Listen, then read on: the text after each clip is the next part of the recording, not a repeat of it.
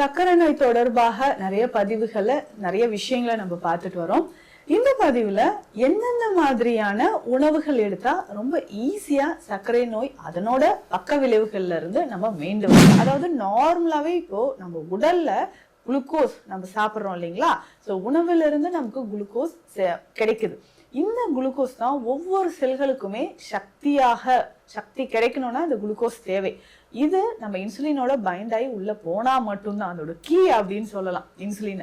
So அப்போ இது இன்சுலினோட find ஆகி உள்ள போகும்போதுதான் நமக்கு எனர்ஜி கிடைக்கும். உடல்ல பொதுவாகவே என்ன நடக்குதோ நம்ம பிரெயின்ல இருந்து உடல்ல இருக்கக்கூடிய செல்கள்ல இருந்து டைஜஷன் ஒவ்வொரு செல்களுக்குமே எலும்புகள் ரத்தம் எல்லாத்துக்குமே எனர்ஜி கிடைக்கணும், எல்லா செல்களுக்குமே எனர்ஜி கிடைக்கணும் அப்படின்னு சொல்லி முக்கியமாக நம்ம தினந்தோறும் எடுக்கக்கூடியது இந்த உணவுகளை எடுத்தா ஒவ்வொருத்தருக்கும் ஒரு ஹேபிட் இருக்கும். டெய்லி நான் காலையில இதெல்லாம் சாப்பிடுறேன் சுகர் லெவல் குறையிறதுக்கு. ஒரு சிலர் ஆவாரம் பூவை டீயா கஷாயமா நம்ம குடிச்சிட்டு இருக்கோம், இல்ல வெந்தயம் ஒரு சிலர் சாப்பிடுவோம். இந்த மாதிரி நிறைய ஹேபிட் இருக்கும். Welcome to Nitya's Varam, where ancient Siddha tradition meets modern healing. Experience the difference. வரம் நேயர்களுக்கு வணக்கம். நான் டாக்டர் நித்யா, சித்தா பிசிஷியன். சர்க்கரை நோய் தொடர்பாக நிறைய பதிவுகளை நிறைய விஷயங்களை நம்ம பார்த்துட்டு வரோம்.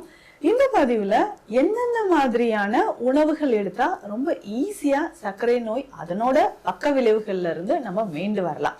ஸோ பொதுவாகவே நம்ம எல்லாரும் என்ன நினைக்கிறோம்னா நம்ம உடல்ல இன்சுலினே கிடையாதுங்க, இன்சுலின் இல்லாததுனாலதான் செக்ரேட் ஆகல இல்லையா, அதனாலதான் சுகர் லெவல் இன்க்ரீஸ் ஆகுது. ஸோ இப்போ பிளட் சுகர் லெவல் இன்க்ரீஸ் ஆகுதுக்கு ரீசனே இன்சுலின் நம்ம பாடியில இல்லை அப்படின்னு நினைக்கிறோம். பொதுவாகவே இந்த டைப் 2 டயபிட்டிஸ் மெல்லிட்டஸ் இதுல என்னங்க நடக்குது அப்படின்னா ஒவ்வொருத்தருக்குமே இன்சுலின் லெவல் பாடியில இருக்கும், செக்ரேட் ஆகுது. ஆனா அது செல்களால பயன்படுத்திக்க முடியாத ஒரு நிலை அப்படின்னு நம்ம சொல்லலாம். இதுதான் டைப் 2 டயபிட்டிஸ்ல நடக்கக்கூடியது. டைப் 1ல பார்த்தோம்னா கம்ப்ளீட்டா பாடியில நமக்கு இன்சுலினே செக்ரேட் ஆகாது. ஆனா டைப் 2ல நமக்கு பாடியில இன்சுலின் செக்ரேட் ஆனாலும் அதை பயன்படுத்திக்க முடியாத மாதிரி இருக்கும். இன்சுலின் சென்சிட்டிவிட்டி அப்படின்னு சொல்லுவாங்க. அதாவது நார்மலாவே இப்போ நம்ம உடல்ல குளுக்கோஸ் நம்ம சாப்பிட்றோம் இல்லைங்களா? ஸோ உணவுல இருந்து நமக்கு குளுக்கோஸ் கிடைக்குது. இந்த குளுக்கோஸ் தான் ஒவ்வொரு செல்களுக்குமே சக்தி கிடைக்கணும்னா இந்த குளுக்கோஸ் தேவை. இது நம்ம இன்சுலினோட பைண்ட் ஆகி உள்ள போனா மட்டும்தான் அதோட கீ அப்படின்னு சொல்லலாம் இன்சுலின். ஸோ அப்போ இது இன்சுலினோட பைண்ட் ஆகி உள்ள போகும்போதுதான் நமக்கு எனர்ஜி கிடைக்குது. அப்போ உடல்ல பொதுவாகவே என்ன நடக்குதோ நம்ம பிரெயின்ல இருந்து உடல்ல இருக்கக்கூடிய செல்கள்ல இருந்து டைஜஷன் ஒவ்வொரு செல்களுக்குமே எலும்புகள் ரத்தம் எல்லாத்துக்குமே எனர்ஜி கிடைக்கணும், எல்லா செல்களுக்குமே எனர்ஜி கிடைக்கணும் அப்படின்னு சொன்னா அப்போ இன்சுலின் குளுக்கோஸோட சேர்ந்து போகும்போதுதான் நமக்கு கிடைக்குது. ஆனா இன்சுலின் நமக்கு இருந்தும் அதை பயன்படுத்திக்க முடியாத ஒரு நிலை இருந்தாலோ இன்சுலின் குறைவாக நமக்கு செக்ரேட் ஆனாலோ ரத்தத்துல என்ன ஆகும்னா இந்த குளுக்கோஸ் சர்க்குலேட் ஆகிட்டே இருக்கிறதுனாலதான் நம்ம பிளட் டெஸ்ட் எடுத்து பார்க்கும்போதெல்லாம் குளுக்கோஸ் லெவல் அதிகமாக ரத்தத்துல காட்டுது. இதற்கான ஒரு உணவு முறைகள் நம்ம என்னென்ன பண்ணணும்? ஸோ லைஃப் ஸ்டைல்ல நம்ம ஃபாலோ பண்ண வேண்டியது சரியான அளவுக்கு ஒரு தூக்கம் ரொம்ப ரொம்ப முக்கியம். ஸோ நல்ல ஒரு தூக்கம் இரவு நேரத்துல ஒரு 7-8 மணி நேரம், சரிங்களா, ஒரு 7-8 மணி நேரம் நல்ல ஒரு உறக்கம் இருந்தா மட்டும்தான் அடுத்தடுத்து நம்ம பாடியில நடக்கக்கூடிய விஷயங்கள் இந்த ஹார்மோன் சேஞ்சஸ் இது எல்லாமே நமக்கு சரியாக நடக்கும். அடுத்த விஷயம் என்ன அப்படின்னு பார்த்தோம்னா நம்ம பாடியில இருக்கக்கூடிய அந்த இன்சுலின் செக்ரேஷன் நம்ம சொல்லிட்டோம். அடுத்த ஒரு முக்கியமான விஷயம் என்னன்னா நம்மளுடைய உணவு முறைகளை நான் கம்மியா தானே சாப்பிட்றேன், சுகருக்கான உணவு தானே சாப்பிட்றேன், இருந்தாலும் எனக்கு ஏன் இப்படி நடக்குது அப்படின்னா சரியான நேரத்தில் சரியான அளவு சரியான ஃபைபர் கண்டென்ட் இருக்கிற உணவு எடுக்கிறோமா அப்படின்னு நம்ம பார்த்துக்கணும். ஏன்னா பொதுவாகவே நிறைய கார்ப்ஸ் எடுக்கக்கூடிய கார்போஹைட்ரேட் டயட் நிறைய எடுக்கக்கூடியவங்களுக்கு பிளட்ல குளுக்கோஸ் லெவல் குறையவே செய்யாது.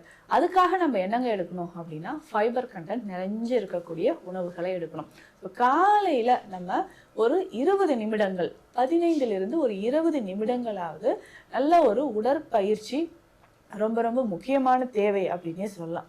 அந்த உடற்பயிற்சி அப்படின்னு சொல்லும்பொழுது பொதுவாகவே அந்த உடற்பயிற்சிக்கு முன்னாடி சில உணவுகளை நம்ம எடுத்துக்கிறது நல்லதுங்க. ஸோ அப்போ எந்த மாதிரியான உணவுகள் நம்ம எடுத்துக்கிறது நல்லது அப்படின்னா நம்ம சொன்ன மாதிரி ஃபைபர் கண்டென்ட், அதனுடைய கசப்பும் துவர்ப்பும் இருக்கக்கூடிய உணவுகளை நம்ம தேர்ந்தெடுத்து சாப்பிடணும். இதுல முக்கியமாக நம்ம தினந்தோறும் எடுக்கக்கூடியது இந்த உணவுகளை எடுத்தா ஒவ்வொருத்தருக்கும் ஒரு ஹேபிட் இருக்கும். டெய்லி நான் காலையில இதெல்லாம் சாப்பிடுறேன் சுகர் லெவல் குறையிறதுக்கு. ஒரு சிலர் ஆவாரம் பூவை டீயா கஷாயமா நம்ம குடிச்சிட்டு இருக்கிறோம், இல்ல வெந்தயம் ஒரு சிலர் சாப்பிடுவோம். இந்த மாதிரி நிறைய ஹேபிட் இருக்கும். இந்த ஆவாரம் பூவும் வெந்தயமும் சுகர் லெவலை நல்லாவே குறைக்குங்க. இதனோட ஸ்பெஷல் மெடிசன் அப்படின்னா ஒரு ஹோம் ரெமெடி மாதிரி இதை நம்ம ஃபாலோ பண்ணிக்கலாம் அப்படின்னு கேட்டிங்கன்னா, இந்த வெந்தய கீரையை டெய்லி காலையிலே நம்ம நல்லா ஒரு 2 கைப்பிடி அளவு தண்ணீரில் போட்டு நல்லா பாயில் பண்ணிக்கணும்.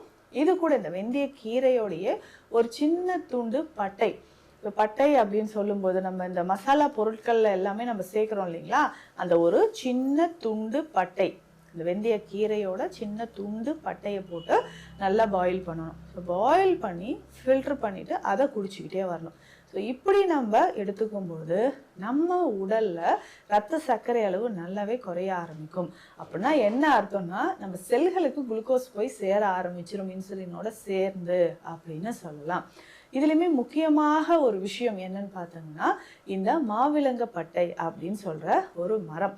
ஸோ இது நல்ல சித்த மருத்துவத்துல முக்கியமாக நரம்புகள், தசைகள் சம்பந்தப்பட்ட, வாதம் சம்பந்தப்பட்ட பிரச்சனைகளுக்கு இந்த மாவிலங்கப்பட்டை மரப்பட்டை நம்ம பயன்படுத்திட்டு வரோம்.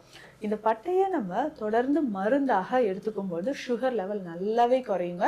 இந்த மாவிலங்கப்பட்டையோட நாவல் மரப்பட்டை இருக்கு பார்த்தீங்களா, இது ரெண்டுமே சேர்த்து கஷாயமாக எடுக்கணும். ஸோ இப்படி எடுக்கும்போது தான் இந்த டைப் 2 டயபிட்டிஸ் இருக்கிறவங்களுக்கு இது ஒரு முக்கியமான ஒரு மருந்துனே சொல்லலாங்க. நிறைய பேருக்கு உடல் சோர்வு இருக்கும், இல்லை எரக்டைல் டிஸ்ஃபங்க்ஷன் ஆகுது. சுகர் வந்ததுக்கு அப்புறம் தாங்க இந்த ஒரு வருஷத்துல இவ்வளவு மாற்றம். உடல் எடை குறைஞ்சிக்கிட்டே வருது. அதை தாண்டி பார்த்தோம்னா எனக்கு என்ன உணவு சாப்பிட்றதுன்னே தெரியல, எந்த சாப்பிட்டாலும் உடல்ல அது சேரவே மாட்டேங்குது அப்படின்னு சொல்ற ஒரு விஷயம். அப்போ இது எல்லாமே நம்ம கரெக்ட் பண்ணிக்கிட்டே வரணும்னா என்ன செய்யலாம்? இந்த மாவிலங்கப்பட்டையும் நாவல் மரப்பட்டையும் சேர்த்து, இது தனித்தனியா நமக்கு நாட்டு மருந்து கடைகளிலே கிடைக்கும். இந்த 2 பொடிகளையும் ஒன்றாக சேர்த்து கஷாயமாக நம்ம குடிச்சிட்டு வரலாம். இப்படி டெய்லி காலையில மட்டும் இந்த கஷாயம் குடிச்சா கூட போதுங்க. இது குடிச்ச ஒரு 1 ஹவர்லேயே நமக்கு நல்ல ரிசல்ட் தெரியும். எந்த மாதிரி நமக்கு ரிசல்ட் தெரியுதுன்னா, உடல்ல நல்ல ஒரு எனர்ஜி பூஸ்டப் ஆகிற மாதிரி தெரிய ஆரம்பிக்கும். இன்சுலின் லெவல் நமக்கு பாடியில இன்க்ரீஸ் ஆகிறது மட்டும் இல்லாமல் பிளட் டெஸ்ட் எடுத்து ஒரு மாதம் இதெல்லாம் கண்டினியூ பண்ணிட்டு பிளட் டெஸ்ட் எடுத்து பார்க்கும்பொழுது பிளட் சுகர் லெவல் நமக்கு நல்லாவே குறைஞ்சிருக்கும். ஸோ இதையும் நம்ம கவனத்தில் வச்சுக்கணும். ஒருவேளை சுகர்னால எனக்கு அதிகமாக வெயிட் லாஸ் ஆகுது அப்படின்னு சொன்னீங்கனாலோ, இதற்காக வெயிட் லாஸ் ஆகுது இல்லைங்களா, இதனோட சேர்த்தே வெயிட் லாஸ் ஆகிறது மட்டும் கிடையாது, கை கால்களில் உள்ளங்கை உள்ளங்கால் மறுத்து போகிற மாதிரி இருக்கிறது, இந்த மாதிரியான விஷயங்கள், இல்லை அதிகமாக சோர்வு, மூச்சு வாங்குது, தலைமுடி கொட்டுறது, இல்லை சுகர் வந்ததுக்கப்புறம் பிபியும் அதிகமாயிடுச்சு அப்படின்னு சொல்கிற விஷயம், இது எல்லாமே நமக்கு சுகர் வந்ததுக்கப்புறம் 1 by 1 நடக்க ஆரம்பிச்சிடும். இது நடக்காமல் நம்ம தடுக்கிறதுக்கு எப்பவுமே ஆரோக்கியமாக நல்ல சுகர் இருக்கா இல்லையான்ற ஒரு டவுட்டே நமக்கு இல்லாத மாதிரி எனர்ஜெட்டிக்கா இருக்கணும் அப்படின்னா இந்த விஷயத்தெல்லாம் நம்ம ஃபாலோ பண்ணிக்கணும். அதுக்கு மருதம்பட்டை இதனோட சேர்த்தும் நம்ம எடுத்துக்கலாங்க.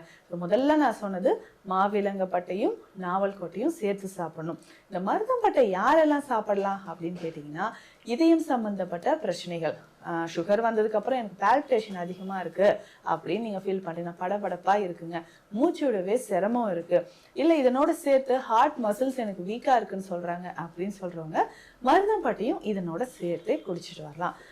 தேவையில்லை, அதாவது இதயம் சம்பந்தப்பட்ட பிரச்சனை இருக்கிறவங்க மட்டும் மருதம்பட்டை எடுத்துக்கலாம்.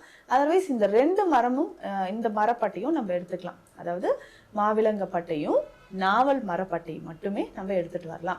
ஒரு சிலர் சொல்லுவாங்க, எனக்கு நெஞ்சு வலியோட இருக்கு, நெஞ்சு குத்தல் இருக்கு, கேஸ் நெஞ்சில சேர்ந்த மாதிரி இருக்கு அப்படின்னு சொல்றீங்கன்னா, அதற்கு ஏற்ற மாதிரியும் நம்ம மருதம்பட்டையும் சேர்த்துக்கலாம்.